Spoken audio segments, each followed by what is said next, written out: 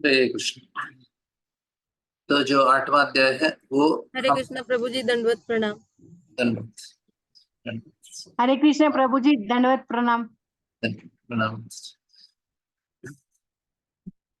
तो हमारा जो जीवन का लक्ष्य है ना, उसको जितना हम लोग अच्छी तरह से समझेंगे उसके हिसाब से हम लोग जो कार्य है उसी प्रकार से करेंगे। तो कैसे होता है कि जनरली लोगों को लक्ष्य ठीक से पता नहीं होता है, उसके वजह से उनको जो कार्य करते हैं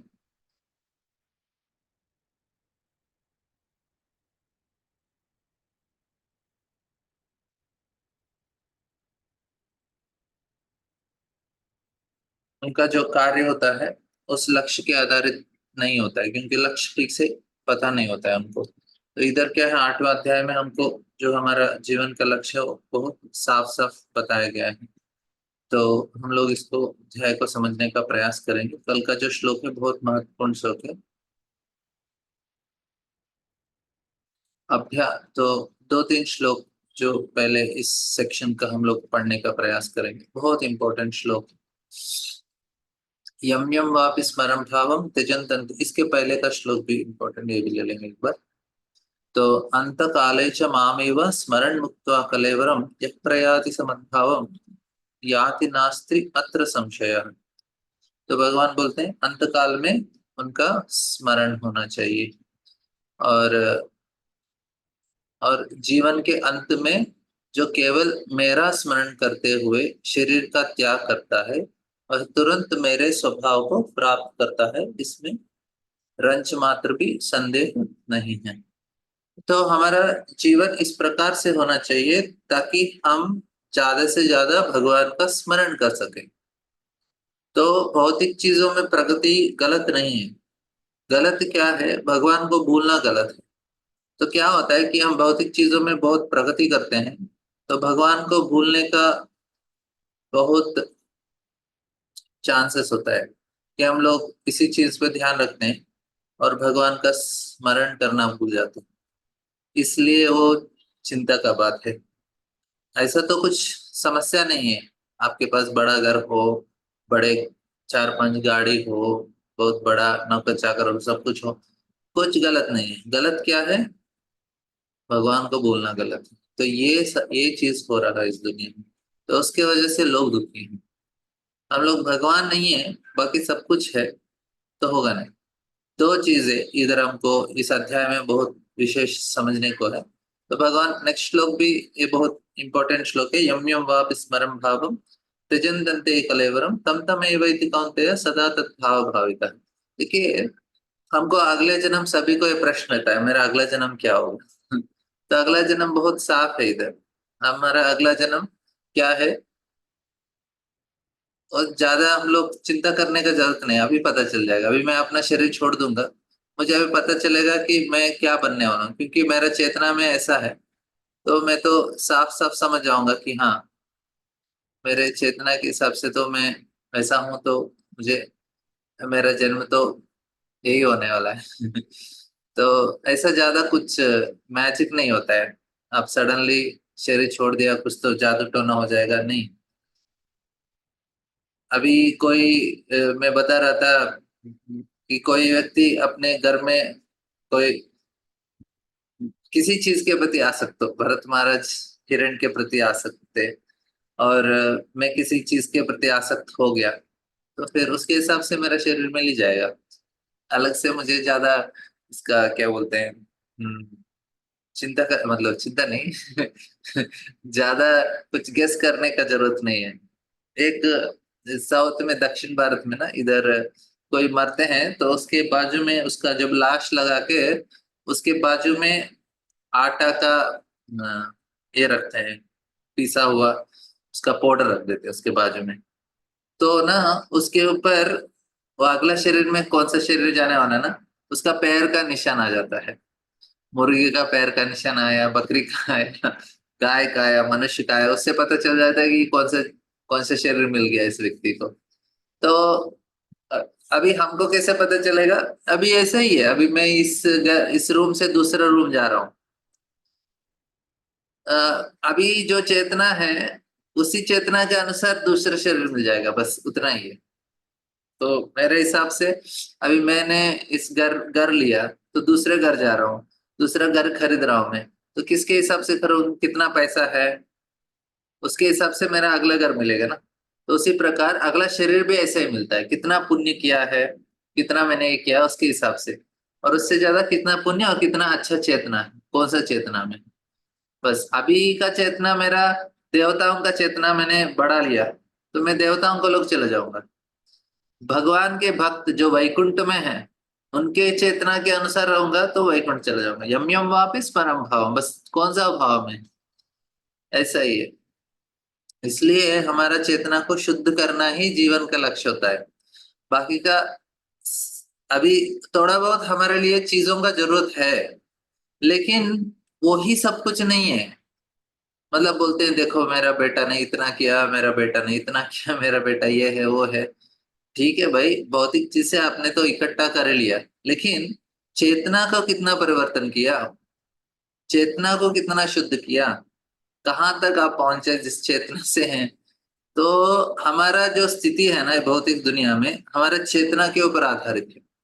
किस प्रकार से हमारा मन का, हृदय का स्थिति है, मन का स्थिति है, चेतना का स्थिति है, वो निर्धारित करता है कि हम इस दुनिया में किस जगह में रहेंगे। समझ रहे हैं? तो अभी इसे कोई पार नहीं कर सकता। मैं बोलूंगा मैं जबरदस्ती स्वर्ग को जाऊंगा। रावण ने भी प्रयास किया था, सीढ़ी बनाने का प्रयास किया था स्वर्ग को, लेकिन जा नहीं पाते। क्यों? क्योंकि उधर के लोगों के जो चेतना है वो अलग है। हम जाएंगे तो वे रह नहीं पाएंगे उधर। अभी मैं उदाहरण के लिए अभी हमको कोई जबरदस्ती अ, कोई बहुत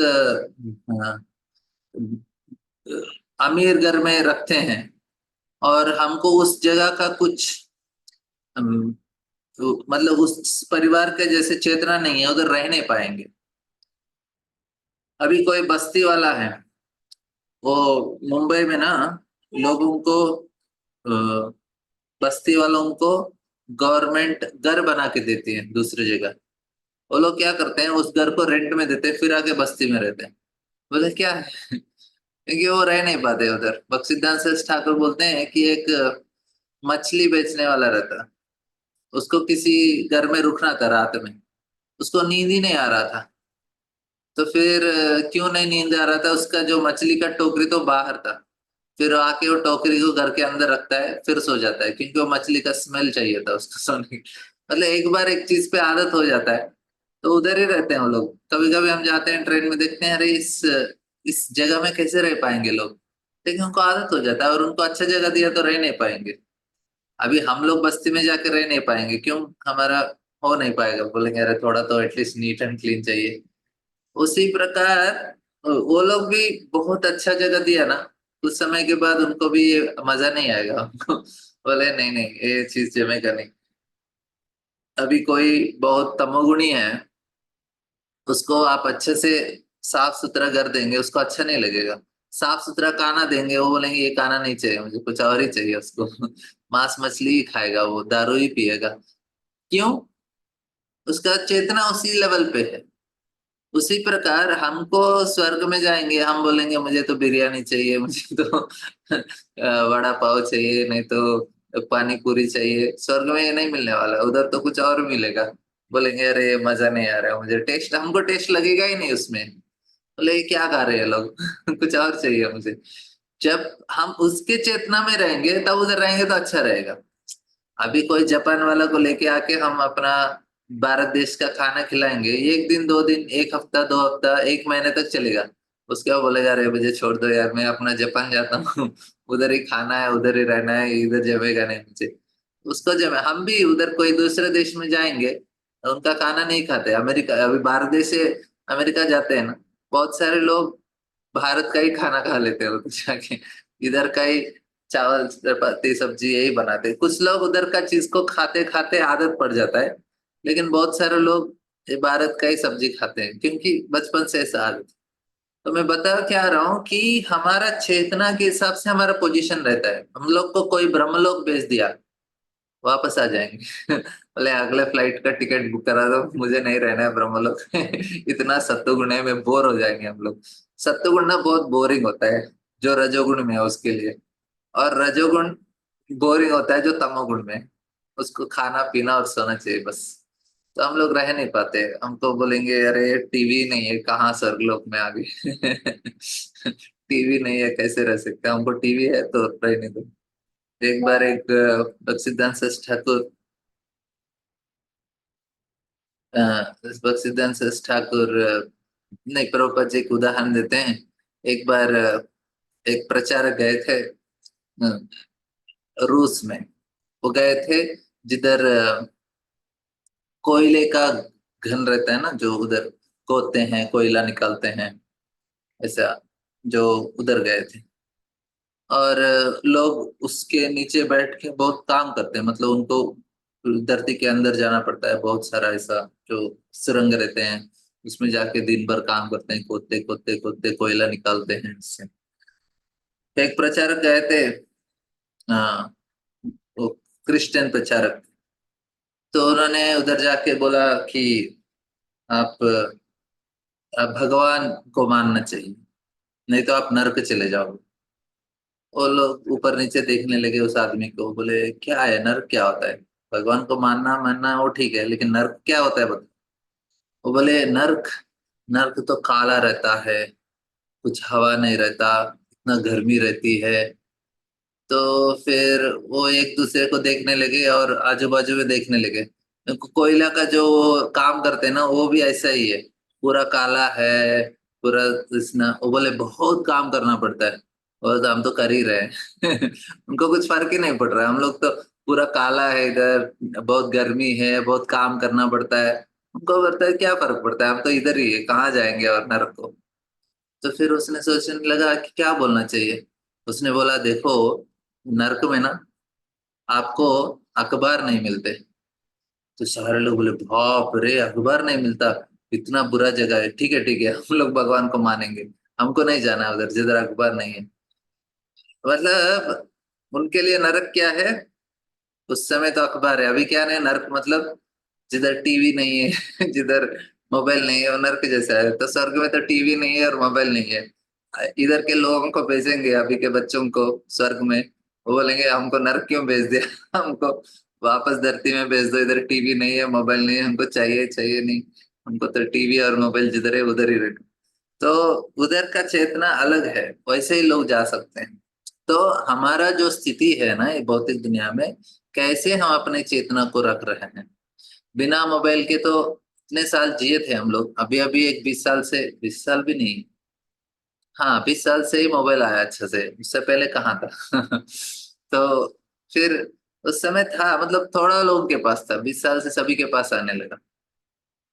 तो मैं क्या बताना चाहता हूँ कि हम लोग इन चीजों के बिना रहना सीखना चाहिए, इनके ऊपर आधारित रह नहीं रहना चाहिए। हमको आधारित होना चाहिए चेतना हमारा हर बहुत अच्छे चीजों के ऊपर, तब जाके हमारा जो स्थिति है ना वो बदल जाएगा। हम लोग कुछ और जगह रहने लगेंगे, इस जगह नहीं रहेंगे। इस जगह हम लोग ऐसे फंसे रहेंगे। तो हमको रहना है भगवान के धाम पे, भगवान धाम रहना है, तो उस प्रकार का चेतना बहुत जरूरी है। ठीक है। तो न- क्या बताना चाहता हूँ कि हम लोग ऐसा कोई जादू टोना नहीं है, सडनली कुछ चेंज नहीं होगा रातों रात मरते समय। ऐसा नहीं कि भगवान का स्मरण कर लिया हम चले गए भगवत धाम, नहीं। पूरा जीवन भर हमको प्रैक्टिस करेंगे तब जाके भगवान का स्मरण होगा। जिस चीज का हमने पूरा जीवन भर किया है वही चीज हमको याद कर सकते हैं, उसी चीज को, और कोई अलग से नहीं याद आने वाला है। इसलिए साधना बहुत जरूरी है। जिसने साधना किया वो मरते समय पता चलेगा कितना साधना किया उसने, कि हाँ इसने सही तरह से, क्योंकि म- ये कोई इतना सरल नहीं है कि हम लोग कुछ भी अपने हिसाब से हो जाएगा। नहीं, इतना सरलता से नहीं होता है, बहुत बहुत। और शास्त्र को भी बहुत अच्छा से समझना चाहिए, अच्छे से जप करना चाहिए। बस बोलते हैं भक्ति बहुत आसान है, भक्ति आसान आसान है, जो लोग बहुत ही सरल है उनके लिए, बाकी लोग जो मोबाइल टीवी और भौतिक चीजों में रुचि रखते हैं उनके लिए तो मुश्किल है। क्योंकि देखिए इधर और एक इम्पोर्टेंट है, वो आगे आने वाला श्लोक। भगवान बोलते हैं कि किस प्रकार से आएगा, जो दुखालय शाश्वतम का आगे श्लोक आने वाला है, उसमें मैं समझाऊंगा क्यों मुश्किल है भक्ति। आसान है लेकिन मुश्किल भी है। लेकिन हमें ये चीज समझने का प्रयास करना चाहिए कि हमको अब किसके ऊपर काम करना चाहिए, चेतना को बदलने में काम करना चाहिए। हम भगवान के साथ संबंध बनाने का काम करना चाहिए, हम भगवान के साथ रहना सीखना चाहिए। भावना भगवान के साथ रहना सीखना चाहिए। भगवान के साथ रहना मतलब हर समय बहुत सतर्क होना चाहिए। हर समय, हर क्षण में हमको समझना चाहिए भगवान बाजू में है तो ध्यान से मैं काम करूंगा। हमको ना भगवान हर समय चाहिए नहीं। हर समय भगवान रहने से प्रॉब्लम क्या होता है, क्या प्रॉब्लम है बताइए। हर समय भगवान साथ में रहेंगे तो क्या प्रॉब्लम है?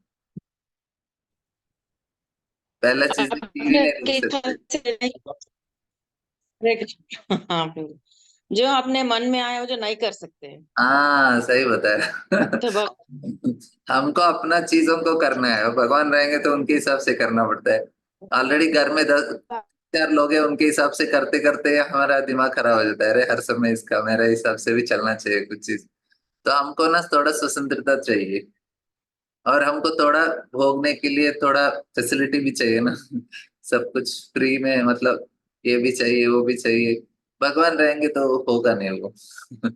मतलब अल्टर बंद करो फिर अपना काम करो। तो हम लोग रेडी नहीं है उसके लिए तो, लेकिन धीरे धीरे कब रेडी हो सकते हैं बताइए? हम भगवान के साथ हर समय कब रह सकते हैं? सुनने से प्रभु जी, हर बार जैसे सुनने क्या से होता है, कृष्ण प्रभु जी निरंतर प्रयास से प्रयास। प्रयास करते रहे। और एक आंसर बताइए। प्रश्न प्रभु जी, और एक बार प्रश्न, एक बार। संतों के संग से भगवान के प्रभु साथ कैसे रह सकते हैं? जी, संतों के संग से प्रभु जी। संतों के संग से, ठीक है। राइट आंसर है, और अच्छा आंसर, मतलब और भी राइट आंसर चाहिए मुझे। आप प्रभु जी सही हरे बोल रहे हैं कृष्णा। लेकिन और हमें एक किसी से कीर्तन से आसक्ति नहीं प्रभु जी। होनी चाहिए। उषा माता प्रभु जी। जी हरे कृष्णा। हाँ हाँ, हमको जब किसी से आसक्ति नहीं होगी हम तभी भगवान के साथ रह सकते हाँ, ये आंसर चाहिए था, आसक्त होना चाहिए उनके प्रति। उनके साथ हर समय रह सकते हैं, जिनके प्रति हमारा आसक्ति है ना वो हर समय उनके साथ रह सकते हैं, नहीं तो ना बोलेंगे अरे। और उसके बाद वो उस व्यक्ति के लिए हमको हर समय करने के लिए उसी में आनंद आना चाहिए, तब जाके हो सकता है। नहीं तो होगा नहीं, धीरे धीरे हमको बोर हो जाएंगे। जो प्रेम है, क्योंकि हमारे अंदर अभी प्रेम नहीं है, हमारे अंदर क्या है अभी, काम क्रोध लोभ मद मात्सर्य है। प्रेम चाहिए हमें, उसी के लिए प्रयास करना है, वही तो लक्ष्य है जीवन का। तब जाके उस व्यक्ति का स्मरण करेंगे। अभी क्या होता है कि लोग ना कौन सा चीज को याद करते हैं, जो चीज को बहुत दिल को नजदीक है उसी चीज को याद करके मर जाते हैं। कोई अपना पत्नी को याद करके मर जाता है तो अगला शरीर उसको स्त्री का मिलता है। कोई पति को स्मरण करके मर जाता है, उसको पुरुष का शरीर मिलता है। कोई अपने कुत्ते को याद कर करके मर जाता है तो उसको कुत्ते का शरीर मिलता है। बस इतना ही है। ज्यादा बड़ा साइंस नहीं है। अपना पैसे को याद करके मर जाते हैं कोई। राजेश प्रभु आपका कुछ प्रश्न है? जी प्रभु जी, हरे कृष्णा। दो हाँ प्रश्न है मेरा। हाँ एक है जो इसमें वैकुंठ धाम या भगवत धाम जो हम लोग अभी सुनते आ रहे हैं, तो ये कहीं पे डिस्क्राइब है गीता में कि क्या है क्या नहीं है कैसा हाँ है? प्रभु, आगे में बताते हैं, और भागवत में इसका और विस्तार से वर्णन भी है। अच्छा। तो इसमें हम लोग जब आगे क्लासेस में हमको ये आएगा, राइट, इसके हाँ बारे हाँ, में? मतलब भगवान ऐसे इंडिकेट करते हैं मेरा लोक है, उधर जाने से वापस नहीं आएंगे। ऐसा एक दिव्य लोक है जो ये भौतिक दुनिया से परे है, ऐसा कुछ भगवान उसके बारे में बोलते हैं, लेकिन डिटेल्स नहीं बोलते उसके बारे में। उसके बारे में जो डिटेल्स है हमको भागवत में सुनने में आएगा। ओके। और हम्म प्रभु जी, दूसरा प्रश्न ये है, जब हम बोल रहे हैं कि हमारा जब हम शरीर त्यागते हैं तो जो हमारा भाव रहता है वही हम्म हमारा आगे का जर्नी डिसाइड करता है, राइट? हम्म तो अभी जैसे एक कहीं पे ऐसा सुनने मिला था कि ऑन एन एवरेज एक दिन में हमारा 60 to 70,000 थॉट्स हमारे माइंड में जनरेट होता है। तो ये तो मुझे समझ आ गया कि हम अगर भक्ति मार्ग में है या हरे कृष्णा नाम जाप कर रहे हैं या जो भी है, जो आपने कल भी बताया था कि अगर मन को किसी चीज पे स्थिर करना है तो उसका 30,000 बार उसको आप दिन में रिपीट करो। बट वो करने के बाद भी जब कोई शरीर त्यागता है तो ऐसा जरूरी नहीं है कि सिर्फ वही भक्ति भाव में ही रहेगा या कृष्ण के स्मरण में ही उसका मन रहेगा। कोई भी छोटा से छोटा विचार भी हो सकता है कि आ जाए, इवन इफ वो सांसारिक हो या वो गृहस्थ आश्रम में हो या नहीं हो। तो ये हम कैसे सुनिश्चित कर सकते हैं कि हमें सिर्फ भगवान का ही स्मरण होता है आखिरी मोमेंट में? इसका मतलब सबसे क्या मतलब सबसे इफेक्टिव तरीका क्या है?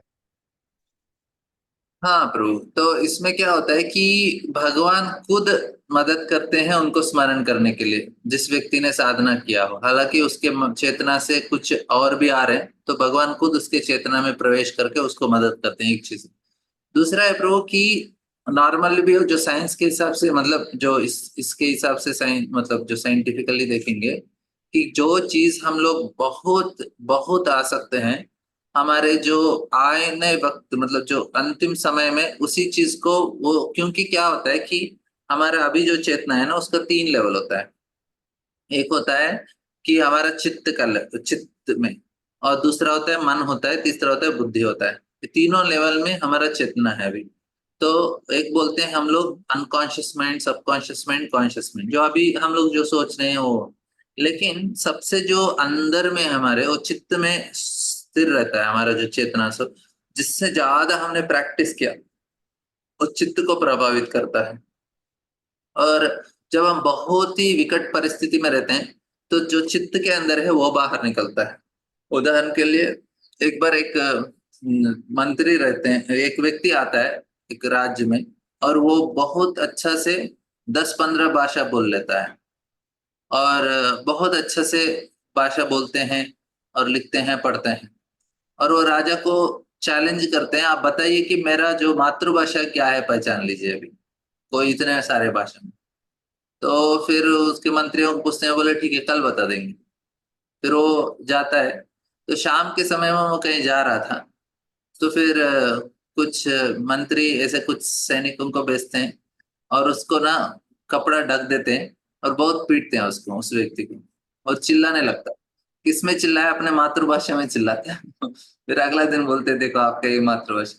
क्यों ऐसा हुआ? जब हम लोग बहुत ऐसे स्थिति में रहते हैं जिसमें हमको बहुत दर्द हो रहा है या कुछ हो रहा है, तो हमारे जो चित्त में है ना, वो बाहर निकलता है। बोलते हैं कि जो बहुत यंग, कम ये जो आयु के जो सैनिक रहते हैं, वो जब अपना वो युद्ध में वो घायल हो जाते हैं और मरने लगते हैं, बहुत तीव्र दर्द होता है, तो बहुत सारे लोग अपने माँ को याद करते हैं। हम सबका जो ये अभी उनके माँ से तो बहुत साल से दूर है, लेकिन क्योंकि बचपन में उन्होंने इतना माँ का जो जो प्रेम है, इतना उनको मिला कि वो चित्त के अंदर स्टोर हो जाता है।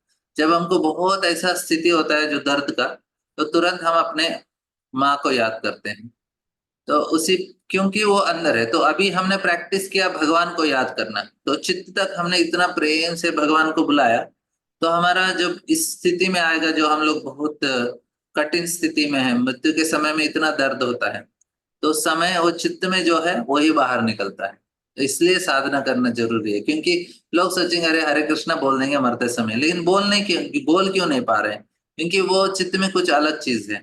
एक भक्त बोल रहे थे कि, क्योंकि क्या होता है, लोग बोलते हैं कि आप जगन्नाथ जी को रथ यात्रा में जाएंगे और जगन्नाथ जी को रथ के ऊपर दर्शन करेंगे, तो आपको पुनर्जन्म नहीं होगा, मुक्ति मिल जाएगा।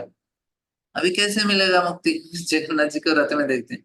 क्योंकि हम लोग देखना भी चाहिए ना, इतना प्रेम से जगन्नाथ को देखना चाहिए, उतने भाव से उनको प्रार्थना करना चाहिए कि तीव्रता से हमें करना चाहिए। इतना तीव्र हम करेंगे तो क्या होता है उससे, कि जब हम लोग मरते समय पूरा जीवन का जो हमारा कार्य है सारे एक रील जैसा चलता है।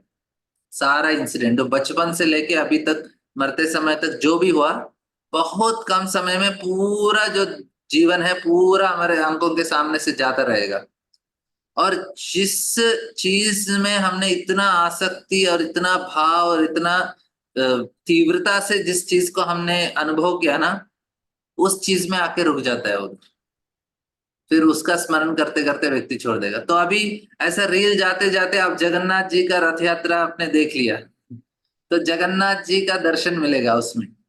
और उस समय आपने तीव्रता से जगन्नाथ जी का प्रार्थना किया, और उनको अभी रथ यात्रा आने वाला है 7 तारीख को, बहुत तीव्रता से उस समय प्रार्थना किया, तो जगन्नाथ जी के पास आगे रुक जाएगा आपका, क्योंकि वो पूरा रील चल रहा है ना, तो उसमें रुक जाता है क्योंकि आपने तीव्र, वो उस व्यक्ति जगन्नाथ जी का दर्शन करते करते अपने सिर छोड़ देगा। एक वक्त का कैसे हुआ कि वो मायापुर में गंगा में नहाने के लिए गए थे। गंगा का बहाव बहुत तेज होता है उधर, तो ऐसा तैर रहा था, सडनली वो डूबने लगा और बहुत पानी पी लिया और ऑलमोस्ट डूब के अपना शरीर छोड़ देने वाला था। कुछ भक्त लोग गए उसको बचा लिया, तो बेहोश हो गया था तब तक। फिर उसको पानी निकाल के अपने होश में लेके आया। तो फिर बाद में किसी भक्त ने पूछा, आपको क्या क्या हो रहा था, मतलब आप तो बेहोश हो गए थे। बोला पूरा जीवन का रील मेरे सामने चला, बचपन से लेके क्या क्या किया सारा चीज एक बार एक फास्ट फिल्म जैसा मेरे सामने से गया। बोले फिर कहाँ रुक गया? तो फिर उसको शर्म आ रहा था बताने के लिए। उसने बताया, अरे एक वॉशिंग पाउडर का एडवर्टाइजमेंट मैं टीवी में देख रहा था, बहुत अच्छा लगता था मुझे, मैं बहुत गाता था और उसका, तो फिर वही एडवर्टाइजमेंट में मेरा ध्यान रुक गया। मतलब उसका एडवर्टाइजमेंट याद आ रहा था मरते समय। अभी सोचिए इसका क्या जन्म होने वाला अगला। तो मेरा बोलने का मतलब क्या है कि हम लोग जो चीज को ज्यादा हम लोग ध्यान देते हैं, इसलिए बोलते हैं अरे ज्यादा मतलब किसी चीज को ज्यादा आसक्त नहीं होना चाहिए। जो चीज बहुत डेंजरस है उससे आसक्त तो बिल्कुल नहीं हो। तो हम लोग आसक्त होना चाहिए भगवान के नाम में, कथा में, भगवान के रूप में, सेवा में, बस यही चीज हम जिसको आसक्त रह सकते हैं, क्योंकि वो मरते समय कुछ नहीं होने वाला, प्रॉब्लम नहीं है उससे। ठीक है Prabhu. Thank you Prabhu ji. Thank you Prabhu ji, बहुत अच्छे से बहुत डिटेल में समझाया आपने। अरे, किसी को बिल्कुल। प्रश्न है और?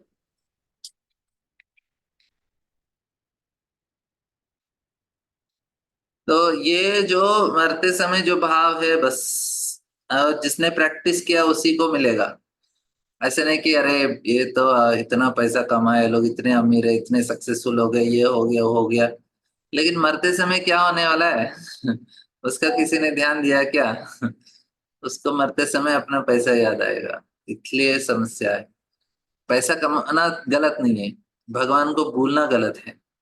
बड़ा घर रहना, बड़ा ऐश्वर्य रहना गलत नहीं है, भगवान को भूलना गलत है। और ये ना बहुत बहुत लोगों को होता है, क्योंकि जब सब कुछ अच्छा होता है ना भगवान को भूल जाते हैं। दुख में सुमिरन सब करे, सुख में करे न कोई, जो सुख में सुमिरन करे दुख काहे को होए। तो कबीर बोलते हैं कि दुख में तो भगवान याद आते हैं लेकिन सुख में याद नहीं आते, इसलिए बहुत ऐशो आराम रहना एक तरह से शाप हो जाता है, क्योंकि भगवान को भूल जाते हैं। भगवान इसलिए अपने भक्तों को ज्यादा देते नहीं है, बोले थोड़ा कम रखो ताकि मुझे याद रखे, नहीं तो पैसा याद रहे। वो तो तो टेस्ट करते रहते हैं भक्तों को। हाँ, तो एक एक बहुत अमीर व्यक्ति थे, और बहुत पैसा था लेकिन बहुत टेंशन में रहते थे। और कभी भी वो अपने छत पे जाते थे तो देखते हैं कि पड़ोस में एक बहुत गरीब व्यक्ति था।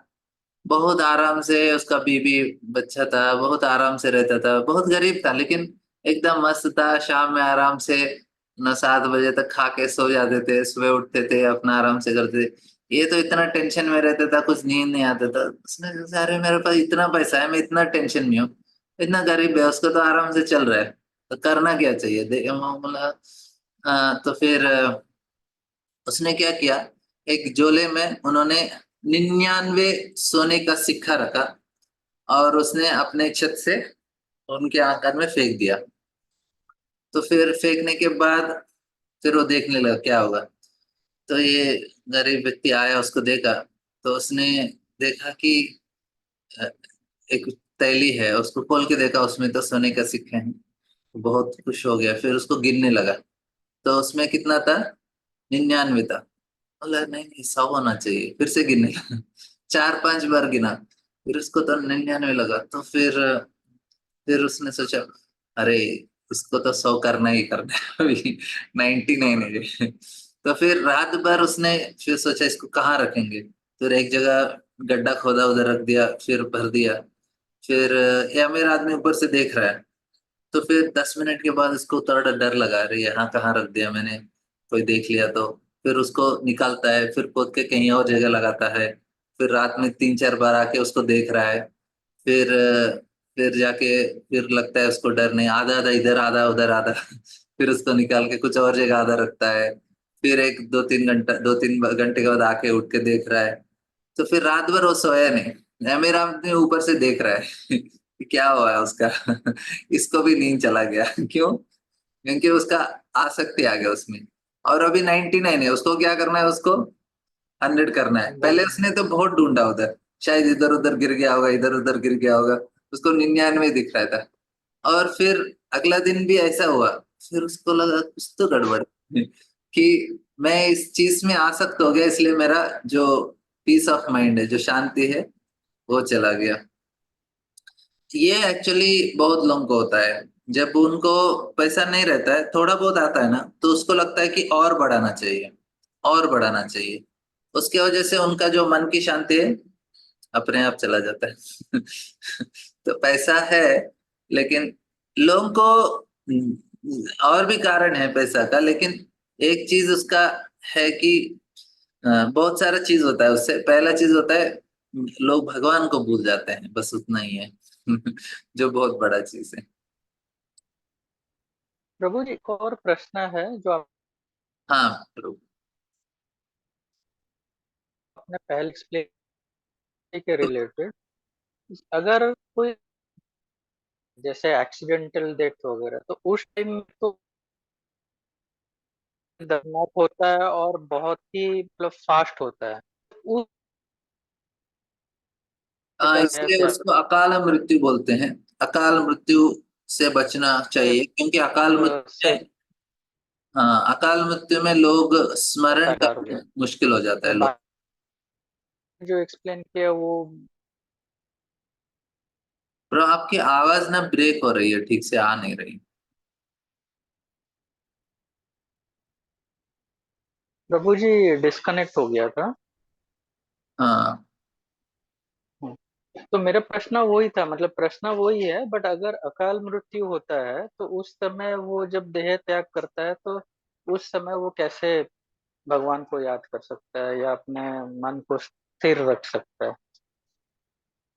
क्योंकि उस समय तो टाइम बहुत कम रहता है, मतलब उसको पता भी नहीं चलता है कई बार तो। तो इसलिए लोग ना अकाल मृत्यु से बचने के लिए भगवान के चरणामृत लेते हैं। तो भगवान के चरणामृत से अकाल मृत्यु से बच सकते हैं।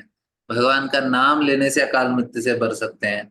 और वही बोला, जब ऐसा स्थिति आता है कि हम लोग याद नहीं कर पाते, तो भगवान अपने चेतना में प्रवेश करके हमको मदद करते हैं उन्हें याद करने के लिए। क्योंकि ये जो अकाल मृत्यु में मरते हैं, बहुत सारे लोग अभी एक्सीडेंट में मर जाते हैं, भूत बन जाते हैं।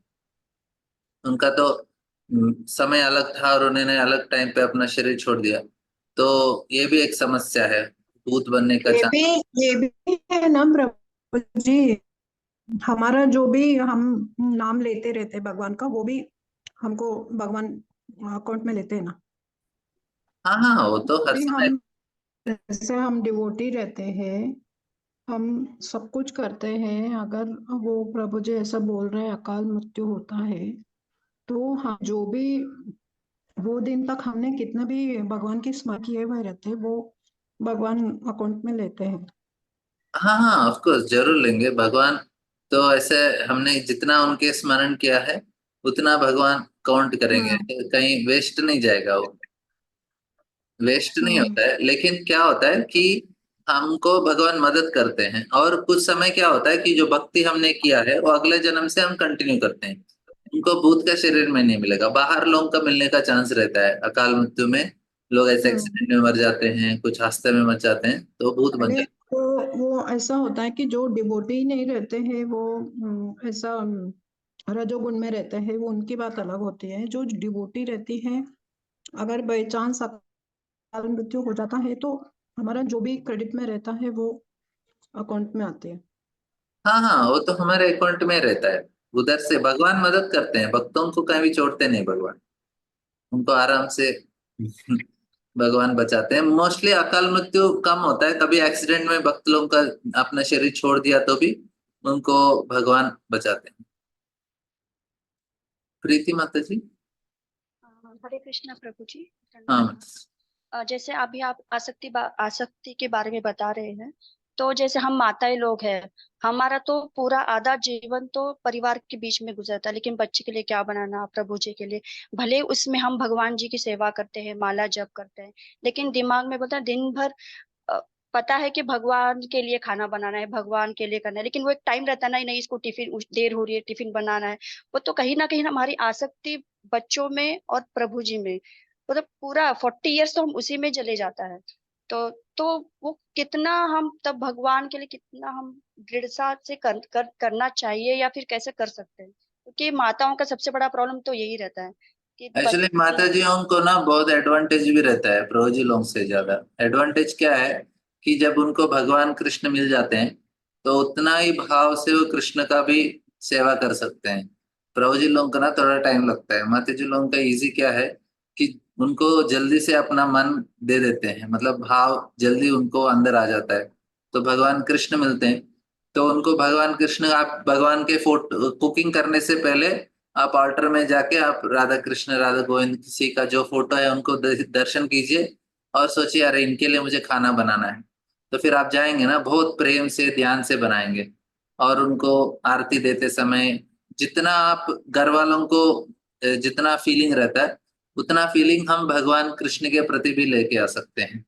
और उसी से आप करेंगे कि और एक व्यक्ति है आपके घर में, राधा गोविंद जी, राधा श्याम सुंदर, राधा माधव, कोई तो आपके घर में और एक व्यक्ति हैं और जिनको आप देखभाल कर रहे हैं, आपके पति और बच्चों के अलावा और एक व्यक्ति का भी देखभाल कर रहे हैं आप, और वो कृष्ण है। तो ये आपके लिए बहुत आसान है उस तरह से, क्योंकि उस भाव से आप कर सकते हैं। और फिर धीरे धीरे क्या होता है, उनके प्रति जो आसक्ति है और बढ़ जाता है। हमें हमको लगता है हाँ अरे इनके लिए आज तो मैंने स्वीट नहीं बनाया, कुछ स्वीट बना के खिलाना चाहिए, बहुत दिन हो गया इनके लिए कुछ।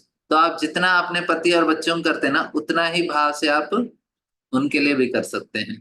तो ऐसे मतलब आपको इनका आसक्ति छोड़ना नहीं है, लेकिन कृष्ण के प्रति आसक्ति को धीरे धीरे बढ़ाना है। तो फिर बाद में आप गौर निताय या राधा कृष्ण का विग्रह उनको लेना चाहिए और उनका सेवा करते रहना चाहिए। जब बच्चे बड़े हो जाते हैं तो फिर भगवान की मूर्ति आना चाहिए घर में और उनका सेवा होते रहना चाहिए, और जीवन भर उनके सेवा में हमारा जीवन बीतना चाहिए। बस उसी कुछ छोड़ने का जरूरत नहीं है, ऐड करना है। वही है, तो बोले ना आसक्ति बढ़ती जाती है, तो वही दिन भर आसक्ति बढ़ेगा नहीं माता जी, कृष्ण आसक्ति आता है ना, तो आसक्ति कुछ प्रॉब्लम नहीं है उससे। देखिए कृष्ण में छोड़ने का जरूरत नहीं, ऐड करना है सही चीज को। आप सही चीज करते रहेंगे, अपने आप जो आसक्ति है ना वो आध्यात्मिक आसक्ति बन जाता है। वो अभी भौतिक आसक्ति आध्यात्मिक बन जाता है, क्योंकि आप अपने पति और बच्ची को अब कृष्ण के संबंध में देखने लगेंगे। कृष्ण ने उनको दिया, उनको अच्छा देखभाल करना चाहिए, कृष्ण ने मुझे दिया ये सेवा, अच्छा करना चाहिए। भगवान कृष्ण ने आपको ये सेवा दिया है पति और बच्चे का, अच्छा करना चाहिए, क्योंकि कृष्ण ने दिया ना, तो आपको कृष्ण अच्छे लगते हैं इसलिए वो अच्छा करेंगे। आ रही है। ये तो चेंज हुआ है कि जैसा इस साइड में आए ना हम, तब से जब ये वो कॉलेज में जाते हैं तो टेंशन नहीं रहता, हाँ कृष्ण भगवान उसको देख लेंगे। वो तो एक माइंड अभी पूरे डाइवर्ट होते जा रहे हैं हर चीज में, ये तो हो रहा है। ओके प्रभु जी, धन्यवाद। माता जी भगवान भाव और प्रेम देखते हैं। माता जी अगर आपका प्रेम और भाव रहेगा ना तो बढ़ते जाएगा। सही है। और किसी को कुछ प्रश्न?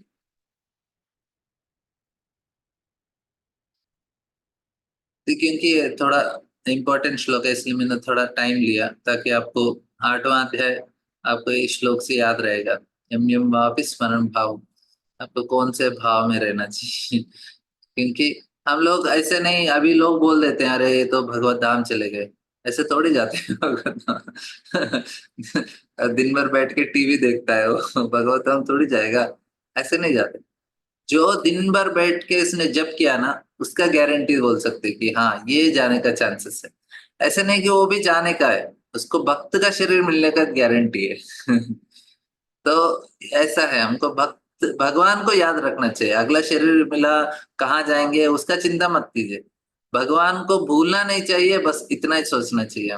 हमें भगवान को भूलना नहीं चाहिए। और कौन सा शरीर कब मिल रहा है उसका चिंता करने की जरूरत, वो भगवान देख लेंगे। कहाँ भेजना है हमको, कैसे लोगों के साथ रखना है, वो भगवान अरेंज करेंगे। लेकिन हमें ये चिंता नहीं कि भगवान को भूलना नहीं चाहिए हमसे। और ऐसे बहुत सारे भक्त है, क्योंकि वो सेवा में इतने आसक्त रहते हैं। एक तो माता जी इधर हैदराबाद में अपना शरीर छोड़ रही थी, वो इतना शांत थी वो। और लोग आते थे उनको मिलने के लिए, और उनको पता है उनका शरीर छोड़ने वाले हैं कुछ समय में। भक्त लोग आते थे उनको मिलने के लिए, तो फूल कोई लेके आते थे, उसी फूल से अच्छे से माला बनाती थी और भक्तों को पहना देती थी वो, भगवान को ऑफर करके। और इतना शांति से सारे लोग, उनके बच्चे बच्तियों लोग रो रहे थे। माता जी तो एकदम, माता जी बोली अरे तो होना ही है, तो क्यों इतना चिंता करने का। उनका मन तो एकदम शांत है। क्यों? उनका मन सेवा में था भगवान का। उनको पता है अभी सेवा कर रही हूँ, ये शरीर छोड़ने के बाद कहीं और जाऊंगी, उधर सेवा करूंगी भगवान की। बस उतना ही है। इधर नाम जप कर रहे हैं, दूसरी जगह जाएंगे उधर भी नाम जप करेंगे। इधर हम भगवान का कथा सुन रहे हैं, आगे जाके उधर भी कथा सुनेंगे। तो हम इन चीजों पे आसक्त रखेंगे ना, कि नाम में नाम करना है, इधर भी नाम करना है, शरीर छोड़ के कहीं और जाएंगे उधर भी वही करना है। तो ये चीज मेरे लिए बहुत महत्वपूर्ण है। तो इधर अभी भक्तों के साथ हैं, उधर भी जाके भक्तों के साथ रहेंगे बस। लेकिन नाम चेंज हो जाएगा, परिस्थिति चेंज हो जाएगा, लेकिन सेवा तो वही करना है।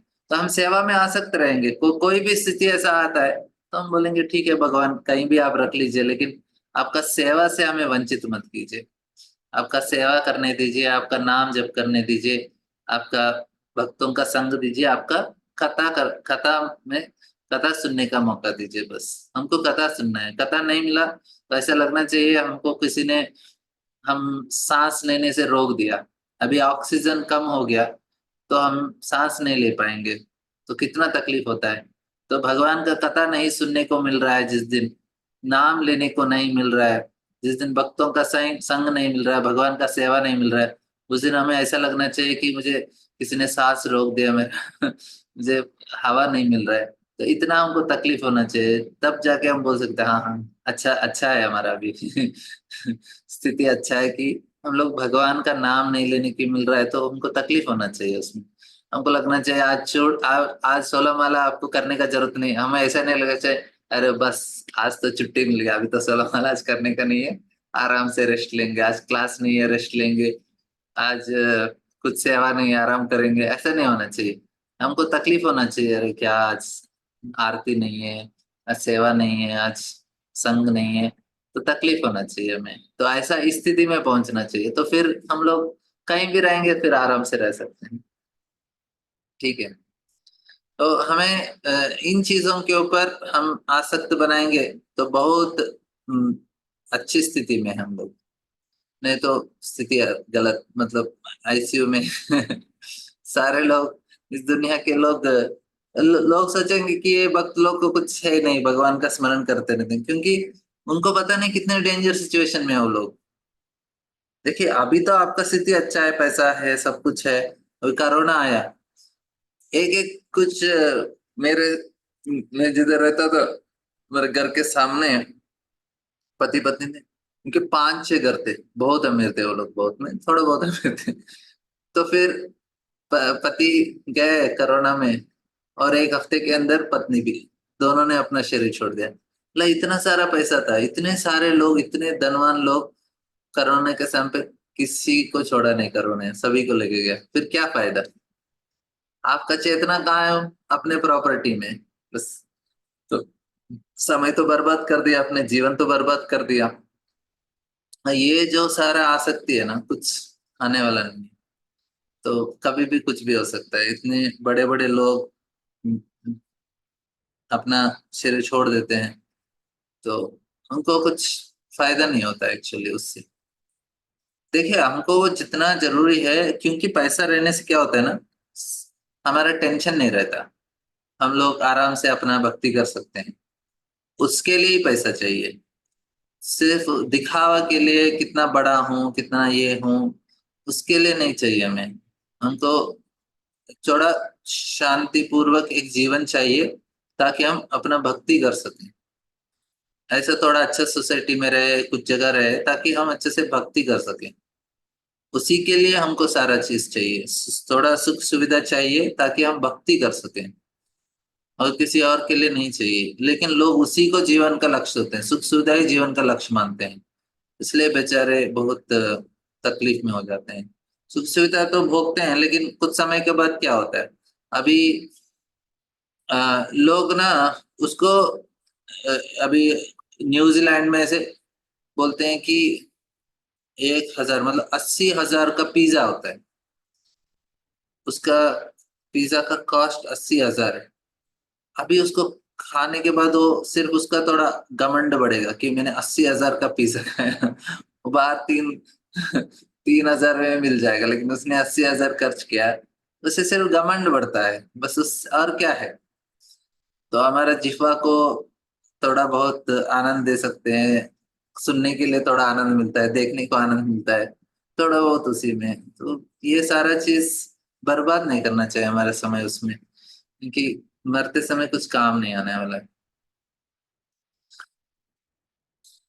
ठीक है, आगे का श्लोक लेंगे। एक्चुअली आज हमने कुछ शुरू नहीं किया, एक ही श्लोक के ऊपर ने इतना देर ले लिया।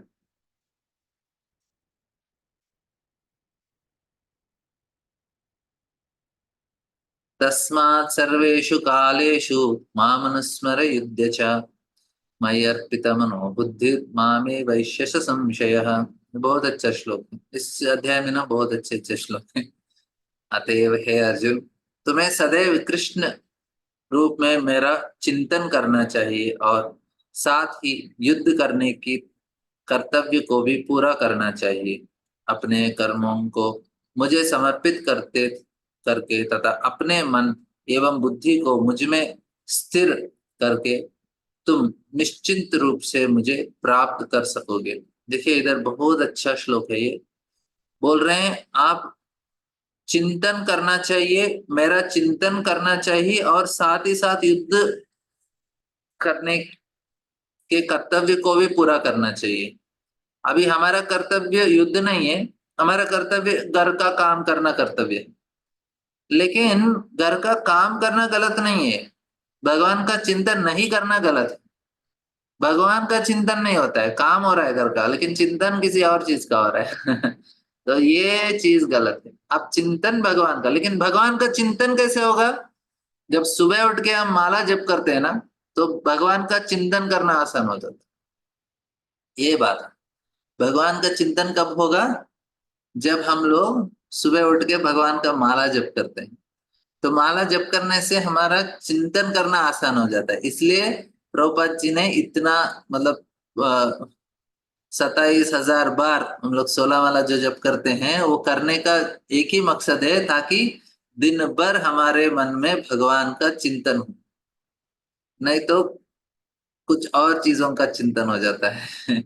घर में ये चीज समस्या है, वो समस्या है, पैसा का है, उसका इसका बहुत सारा EMI भरो, इसका कुछ भी हो सकता है, सिर्फ भगवान को छोड़कर।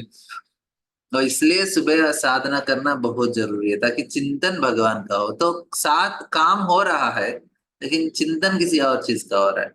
और क्या कर सकते हैं माता लोग?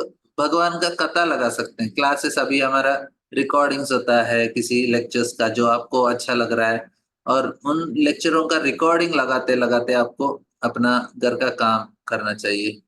और उससे क्या होता है, आपका चिंतन भगवान का, कीर्तन लगा सकते हैं, कथा लगा सकते हैं, और भगवान का चिंतन करते हुए उनके लिए हम लोग भोग बनाना चाहिए, घर का सेवा करना चाहिए। काम करते समय भगवान का कीर्तन करो, आप खुद कीर्तन करते गाते गाते सेवा करना चाहिए, उसी में आनंद आना चाहिए हमें। अभी सुबह उठते ही पहला चीज मैं क्या करता हूँ, लेक्चर चालू करता हूँ। तो हमारा साथ ही साथ लेक्चर के साथ हमारा मॉर्निंग कार्यक्रम हो जाता है। फिर कभी भी खाते समय हम लोग लेक्चर सुनते खा लेते हैं, कोई काम करते समय, कुकिंग करते समय कीर्तन, ये वो। तो हर समय हमारा ध्यान अच्छे से होना चाहिए भगवान। ऑफ कोर्स खाते समय लेक्चर का जरूरत नहीं, खाते ऊपर भगवान खाने के ऊपर ध्यान करते हुए खा सकते हैं। कभी कभी कुछ बहुत बार मैं लेक्चर लगा लेता हूँ तो अच्छा से हमको भगवान का स्मरण करते करते करने का प्रयास करना चाहिए। ठीक है, कल इसके ऊपर और थोड़ा चर्चा करेंगे। ये थोड़ा बहुत इंपॉर्टेंट अध्याय है ये भी, तो इसलिए मैं थोड़ा समय दे रहा हूँ इस श्लोक के ऊपर। बहुत बहुत धन्यवाद। किसी को कुछ प्रश्न है तो हम इधर समाप्त करेंगे। एक बार रीता माता जी के भाई के लिए प्रार्थना करते हुए 3 बार हरे कृष्ण महामंत्र बोलेंगे। हरे कृष्णा कृष्ण कृष्ण हरे हरे, हरे राम राम राम हरे हरे, हरे कृष्ण कृष्ण कृष्ण हरे हरे, हरे राम राम हरे हरे, हरे कृष्ण कृष्ण कृष्ण हरे हरे, हरे राम राम हरे हरे हरे हरे कृष्ण। हरे कृष्णा प्रभु जी हरे कृष्णा प्रभु जी, हरे कृष्णा प्रभु जी, प्रणाम हरे कृष्णा माता जी, माता जी, हरे थैंक यू कृष्ण। प्रभु जी, माता जी। हरे कृष्ण।